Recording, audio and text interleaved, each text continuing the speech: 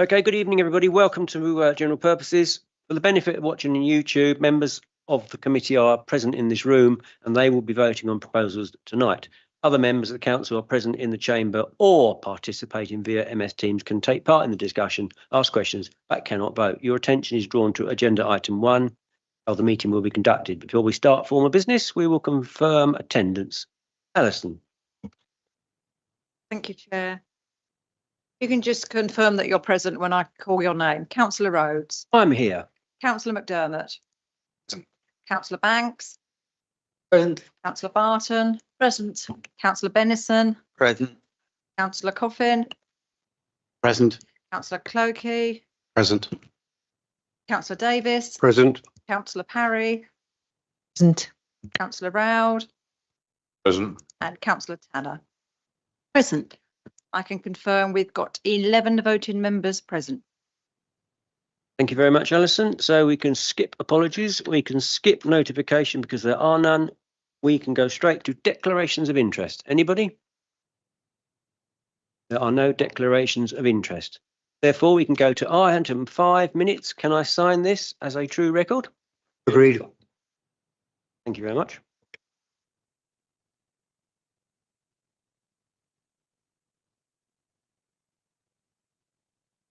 Which takes us to decisions under delegated powers, item 6, pages 117 to 20, staff award payment. Mr. Brooks. Thank you, Chair, and good evening to everyone. Yes, just to give a brief summary of the paper. It came about last year. Members of Cabinet have basically set aside the sum of £50,000 for staff recognition. And the sum has been incorporated into the current financial year estimates. This is a member-led initiative from Cabinet, led by Councillor Kim Tanner. It obviously has been discussed with myself just to ensure that everything complies with employment law or anything like that. And members of management team are obviously aware of it too, but it is obviously something that has been led on, and it's a member-led initiative. So it's relatively straightforward. This is a one-time standalone payment. This isn't a sort of a scheme that's being proposed to be embedded and paid sort of on an annual basis or more often than that.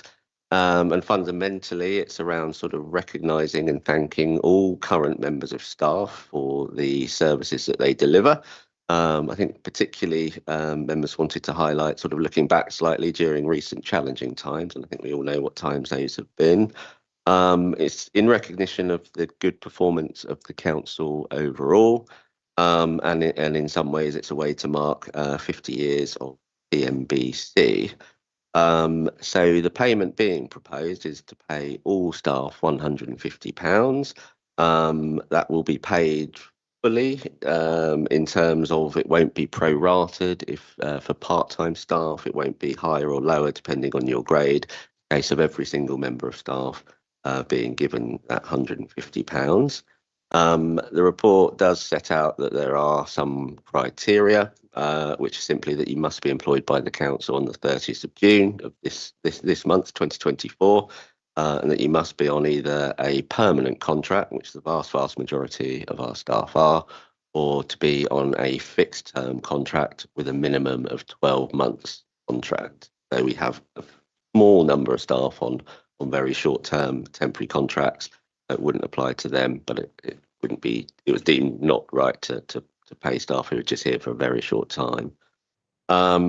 There are some other criteria, so anyone who is, as you might expect, going through the formal disciplinary procedure or the council's formal capability procedure, then it is highly unlikely that they will receive the payment, or it will certainly be withheld until the outcome of that is known. And that will be a chief officer decision. And I can say that at the moment in time, there are no staff who wouldn't get paid as a result of that. But things can change quite quickly, so they've got till until we press the button to pay them physically. Hopefully, it goes without saying this doesn't apply to anyone employed via an agency. It wouldn't be applied to anyone who's with us as a contractor or anything like that. It really is about recognising the core employed members of TNBC staff who have either been with us for a while, or we certainly hope that they will be with us for a while. And just a point to note, all members of management team have opted out from the receiving this payment. They didn't feel it was appropriate that they accepted it.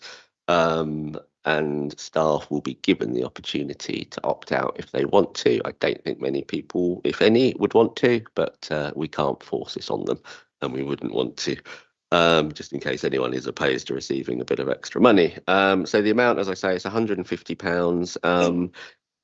Subject to approval by this committee, it will be paid as soon as possible, which will be in July's pay.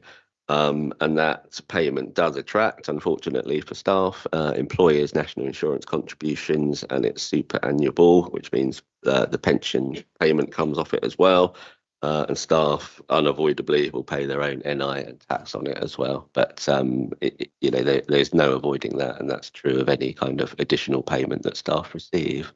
So I think that's all I was going to say on that. Thanks, Chair. Thank you very much. Councillor Tanner. Thank you, Chair.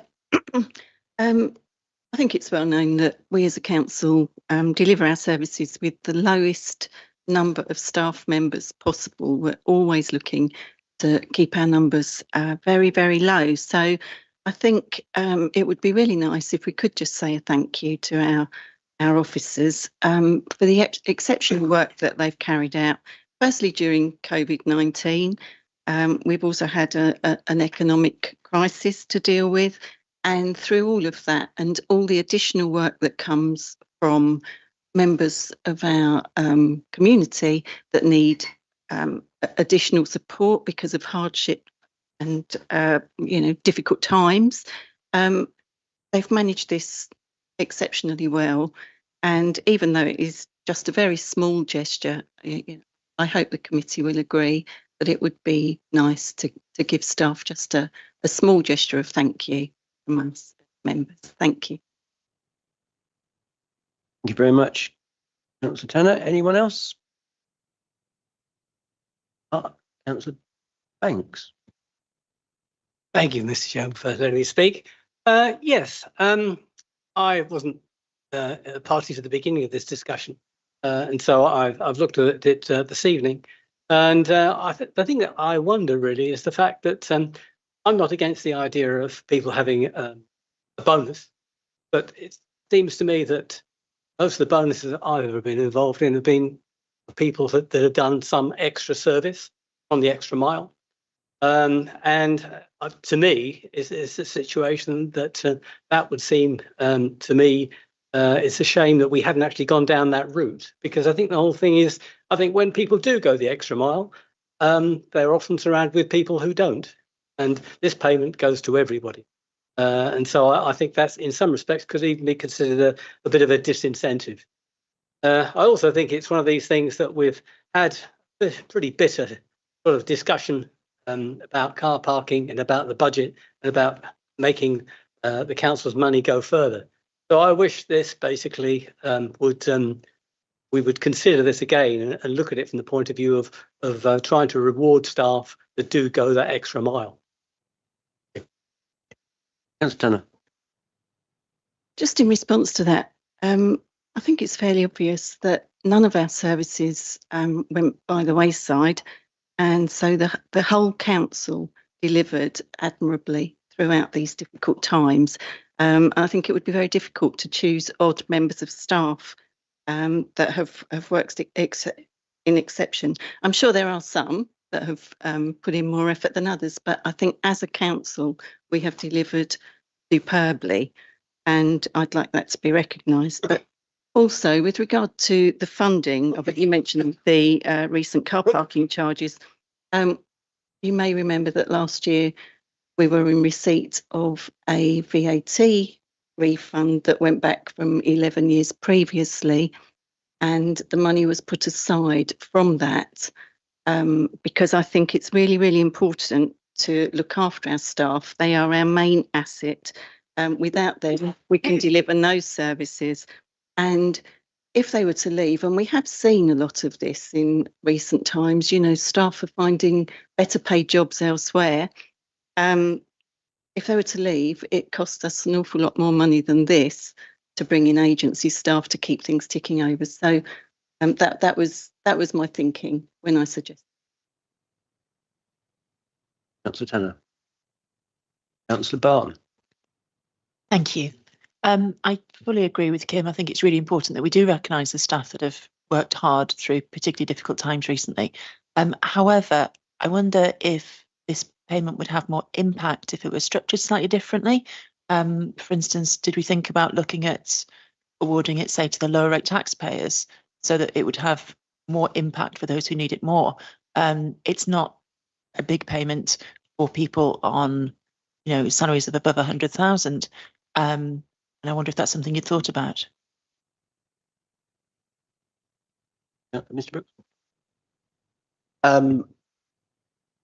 As I say, I mean, I don't want to say too much. This hasn't come from ourselves. This isn't an initiative, and it's not. I'm kind of neutral on it. It's about sort of delivering what we've been asked to on this occasion. I think if we were to look at a different type of scheme, a merited pay scheme, then it would have a lot more sort of criteria attached. It could be related to performance. I'm not sure that we would want to ever make something just for lower paid members of staff, because it's about incentivising equally, and I think this scheme certainly does this as a one-off scheme. So I don't think we looked at just doing something for those on the lower tax sort of bracket. In the same reason, when we presented the pay award papers, I think it's about recognising that everyone's got their right to a fair pay award and regardless of salary and things like that. So it wasn't specifically looked at. Is the short answer. Thank you very much. Dave Davies. I think it's very important that we do, as members, realise the quality of the team that we have as our officers, and it's teamwork at all levels, all grades of management, which produce that excellence. And just awarding low pay or people that stand out as bonus people is not the name of the game we're playing tonight. We're giving something to the whole team, with the notable exception of the senior managers who've chosen to opt out. And it's just a small gesture on our part to award a supreme team that is well recognised right the way throughout the country as being one of the top councils in the country.